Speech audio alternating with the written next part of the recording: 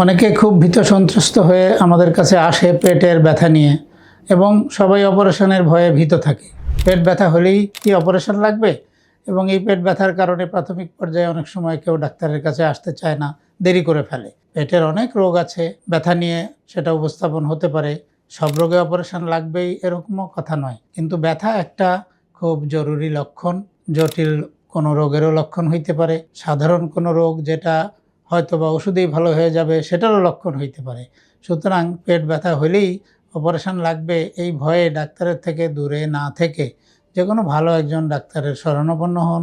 পেটের ব্যথা আসলে অসংখ্য কারণে হয়। কী কারণে ব্যথাটা হচ্ছে সেটা যদি অপারেশন করবার মতো কোনো অসুখে হয় সেজন্য ব্যবস্থা নিতে হবে। আর অপারেশন করার মতো অসুখ ছাড়াও পেট ব্যথা অনেক রোগে হয়, সেটা হলে তো আপনি ওষুধেই ভালো হয়ে যাবেন। সুতরাং ভীত সন্ত্রস্ত হওয়ার কিছু নেই। পেট ব্যথা হলেই অপারেশন লাগবে এটা কিন্তু ভয়ের কোনো বিষয় না। আপনি ডাক্তারের শরণাপন্ন হন, ডাক্তারের পরামর্শ নিন, সুস্থ থাকুন, ভালো থাকুন।